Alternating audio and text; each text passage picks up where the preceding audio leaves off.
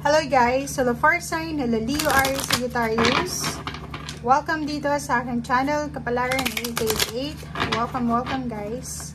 Alamin natin kung anong messages, vibration, gabay energy para sa inyong lahat. Fire sign, Leo, Aries, Sagittarius.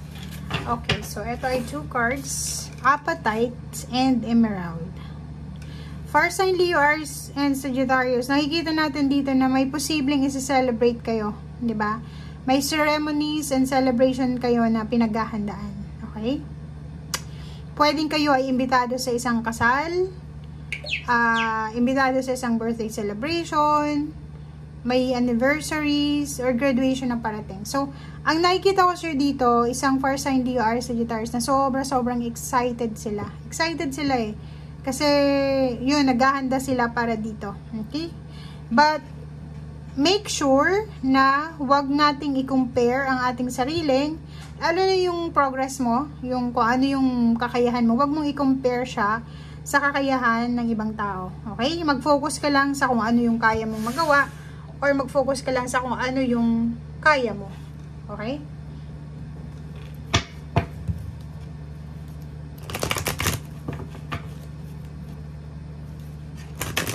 Paano nakikita ko sir dito? Punong abala ka sa mga okasyon. Ikaw ba yung namumuno para sa selebrasyon? Ikaw yung naghahanda para sa punong abala.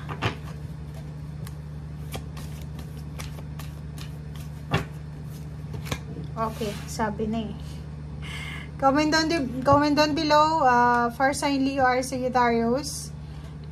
Ikaw ba ay naghahanda para sa iyong pagpapakasal? Ikaw ba ay nagpaplano ng kasal or wedding anniversary? Ikaw ba ay busy sa trabaho mo? Nakakaloka yung mga fire signs. So, tingnan mo. Kung makikita mo dito, fire sign, sobrang busy ka sa trabaho. Tingnan mo. Sa umaga, may trabaho ka. Sa gabi, may trabaho ka. Weekend, may trabaho ka pa. Or ang dami-dami mong obligasyon, duties, and responsibilities. Pero, abala ka pa ngayon sa paghahanda para sa selebrasyon. Or sa kung ano man yan na okasyon. Diba?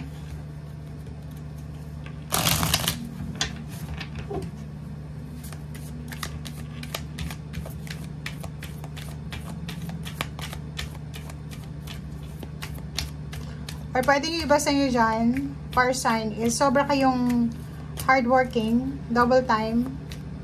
Kailangan yung kumita ng malaki kasi binabalak yung magpakasal. Okay. So, meron tayo ditong mga impormasyon, mga balita na pwedeng mapagkukunan mo ng insight, ng inspiration. So, posibleng sa araw na ito, makatanggap ka ng balita, ng impormasyon, ng guidelines, ng confirmation na pwedeng makatulong sa'yo para ma-inspire ka or para magkaroon ka ng idea. Emperor. Nakikita ko sa'yo dito, may mga fire sign Leo, Aries, Sagittarius na kailangan yung proteksyonan ko ano yung posisyon nyo sa trabaho. Kakaloka. Alam mo yung baraha mo dito, hindi siya pareho dito. Hindi din doon. So, dito naman sa dalawang to, sinasabi na kailangan mong proteksyonan kung ano yung estado mo sa trabaho, sa pinagtatrabahuan mo, and kailangan mo din proteksyonan yung estado mo sa yung relationship. So, if kasal ka, kailangan mo daw na ayusin, bantayan yung relasyon mo.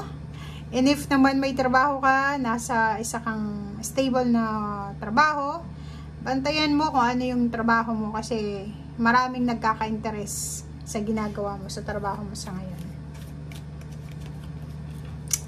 Okay, hangman. Bakit may hangman? So, yun.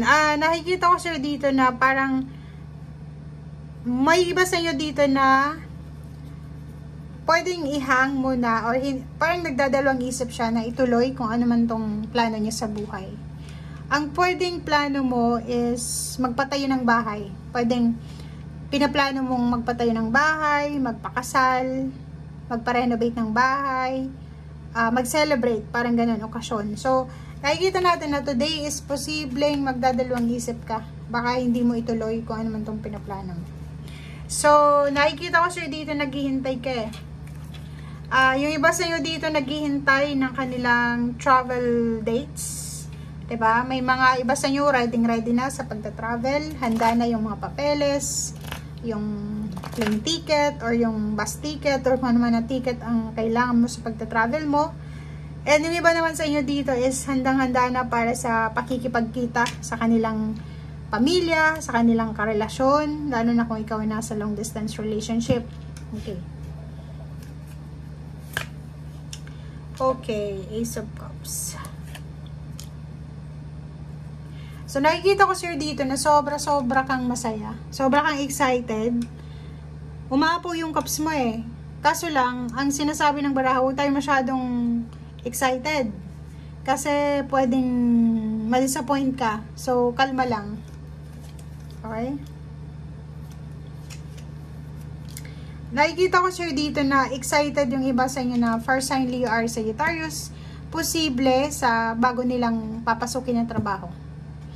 Pwedeng yun na nga, may tumawag sa kanila or may tatawag sa kanila para sa isang interview or sa isang exam sa trabaho. So, dito sa barahang ito, Ace of Pentacles and Ace of Wands, sobra-sobra yung excitement mo para dito sa offer na trabaho na to or para dito sa relationship na ino-offer sa'yo.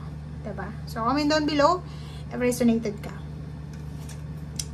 Okay, so nakikita ko siya dito 3 years, 3 months ka nang naghihintay para sa trabahong yan, para sa relationship na yan, para sa offer na yan. So, sobra kang grateful, lalo na sa travel na to eh. Diba? Ang tagal-tagal mong, siguro 3 months kang hindi nakauwi, 3 years kang hindi nakapag-travel, or 3 years kang hindi nakauwi sa Pilipinas. Excited ka, sobrang excitement tong nararamdaman mo. Okay.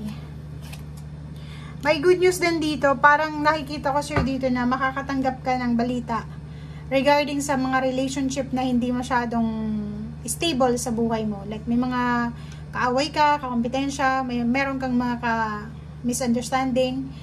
Pwedeng makatanggap ka ng balita sa kanila, or pwedeng makita mo yung daan, yung liwanag, or yung solusyon para maayos mo yung mga gusot mo, lalo na sa usaping relationship na hindi mo maayos-ayos. Okay? Ang iba din sa inyo dito is pwedeng pinaghahandaan nyo yung relocation. Paki-comment sa comment section yung mga fire sign Leo or Sagittarius na lilipat ng bahay. Pwede yung iba mag-for good sa Pilipinas, o uwi ng probinsya, or doon na sa probinsya titira. So, comment down below guys. Thank you and see you again. Bye!